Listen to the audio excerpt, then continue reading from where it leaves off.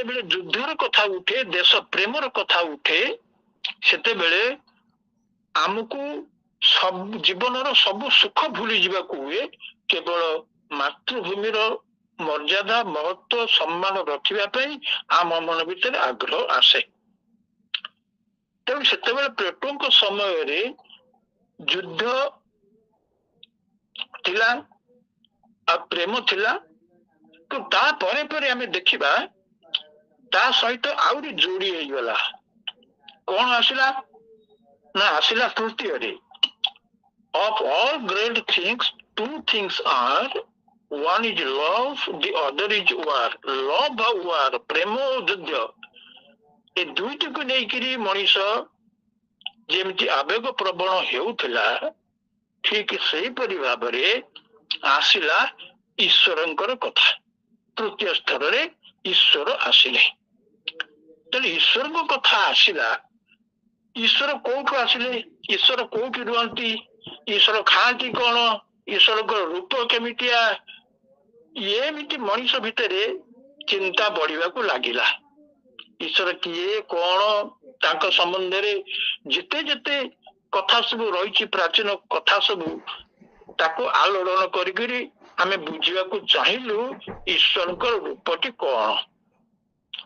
ଅର୍ଥାତ୍ ଈଶ୍ୱର ମଣିଷ ଭିତରେ ଗୋଟେ ଆବେଗ ତିଆରି କରନ୍ତି।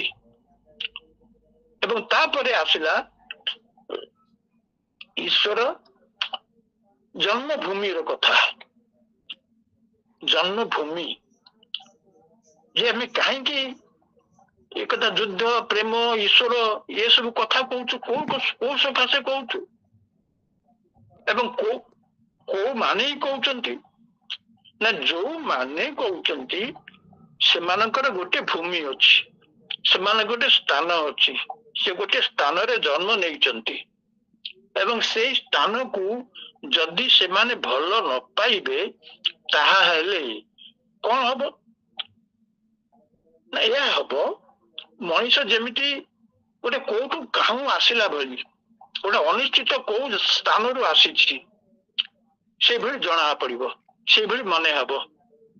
କିନ୍ତୁ ମଣିଷର ସ୍ଥାନ ଯେ ଏଇ ପୃଥିବୀ, ଏଇ ମାଟି, ଏଇ କଥାଟିକୁ ବୁଝେଇ ଦେବା ପାଇଁ କୁହାଗଲା ଯେ ଜନ୍ମଭୂମି ହଉଛି ଚତୁର୍ଥ କଥା, ଯାହା ମଣିଷ ଭିତରେ ଆବେଗ ତିଆରି କରେ।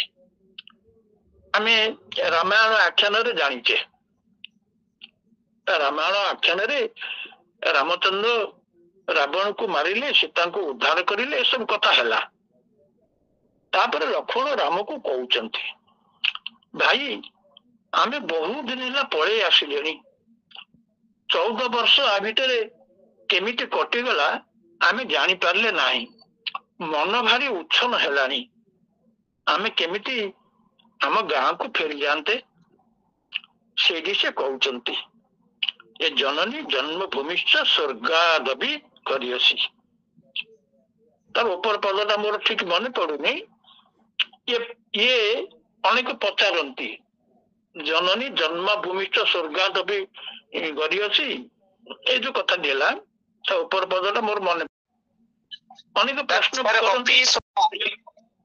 ସାର୍ ଅପି ସ୍ୱର୍ଣ୍ଣମୟୀ ଲଙ୍କା ନ ମେ ଲକ୍ଷ୍ମଣ ରୋଚତେ, ଜନନୀ ଜନ୍ମଭୂମିଶ୍ଚ ସ୍ୱର୍ଗାଦପି କରିଅସି। ସ୍ୱର୍ଗାଦପି କରିଅସି।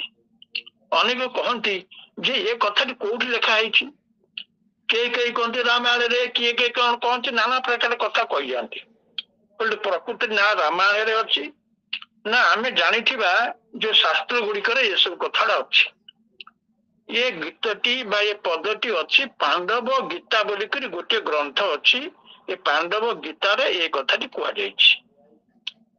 ତେଣୁ ଯୋଉମାନେ ଶ୍ରୋତା ବନ୍ଧୁ ଆଜି ଅଛନ୍ତି, ସେଇମାନେ ଶ୍ଲୋକଟି ଯଦି ମନେ ରଖନ୍ତି ବା ଆଜି ତାକୁ ମନେ ରଖିବା ପାଇଁ ଚେଷ୍ଟା କର ଏବଂ ତା ସହିତ ମଧ୍ୟ ଏଇଟା ବୁଝୁଥାଅ ଯେ ଏଇଠି ରାମାୟଣର ପ୍ରବଚନ ବା ବକ୍ତବ୍ୟ ନୁହେଁ, ଏଇଠି ହଉଛି ପାଣ୍ଡବ ଗୀତା ବୋଲି ଗୋଟେ ଗୀତାର କଥା।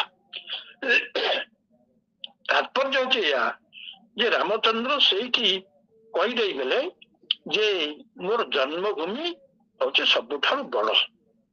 ମା ଆଉ ମାତା ମାତୃଭୂମି ଏବଂ ବା ଜନ୍ମଭୂମି ଇଏ ସ୍ୱର୍ଗ ଠାରୁ ବଡ। କିନ୍ତୁ ଏଇ ଯୋଉ କଥାଟି କହିଲେ ଇଏ ଏକ ଆବେଗର କଥା, ଇଏ ରୋମାଣ୍ଟିକ କଥା। କିନ୍ତୁ ତାକୁ ଆମେ ବିଚାର କରିଲେ ଯଦି ଆମର ଯୁକ୍ତି ଦେଇ ଏବଂ ଅନେକ ପ୍ରକାର ଉଦାହରଣ ଦେଇକରି ତାକୁ ଆମେ କହିପାରିବା ଯେ ଏଇଠି ମଧ୍ୟ ଗୋଟିଏ ରୋମାଣ୍ଟିକ କଳ୍ପନା ହେଇପାରିବ, ରୋମାଣ୍ଟିକ ବକ୍ତବ୍ୟ ମଧ୍ୟ ବା ରୋମାଣ୍ଟିକ ସିଦ୍ଧାନ୍ତ ମଧ୍ୟ ହେଇପାରିବ। କିନ୍ତୁ ତାର ଆଦି ସ୍ତର ମାକୁ ଓ ଜନ୍ମଭୂମିକୁ ନେଇକରି ମଣିଷ ଭିତରେ ଯୋଉ ଆବେଗ, ସେଇ ଆବେଗ ପରବର୍ତ୍ତୀ କାଳରେ ଏମିତି ଭାବରେ ପ୍ରତିଷ୍ଠିତ ହେଇଯାଇଛି ଯେ ସେଇ ଆବେଗକୁ ଆମେ ଶାଶ୍ୱତ ବା ଚିରନ୍ତନ ବୋଲିକରି କହିପାରିବା। ରୋମାଣ୍ଟିସିଜିମ ଗୋଟେ କ୍ଲାସିସିଜିମରେ ପରିଣତ ହେଇଗଲା। ଫଳରେ ସେ ଉକ୍ତିଟି, ସେ ବର୍ଣ୍ଣନାଟି ବା ସେ ସିଦ୍ଧାନ୍ତଟି ସେଇଦିନ ଠାରୁ ଶାଶ୍ୱତ ହେଇଗଲା। ଯେମିତିକି ଆମେ କହିବା ଯେ ବାଲ୍ମୀକି ଦେଖିଲେ ଗୋଟିଏ ବ୍ୟାଧ ଚଢେଇ ଦୁଇଟି ଭିତରୁ ଗୋଟିଏକୁ ତୀର ମାରିକିରି ଖସେଇ ଦେଲା ଓ ଅନେକ ଆଉଟି ବିଳାପ କରିବାକୁ ରହିଲା।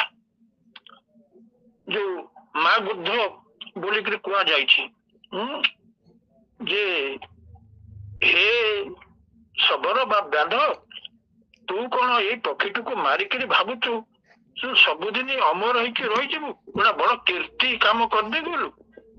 ଏ କଥା ସେଠି କହୁଛନ୍ତି। ଯୋଉ ଶ୍ଲୋକରୁ ଆମର କୁହାଯାଉଛି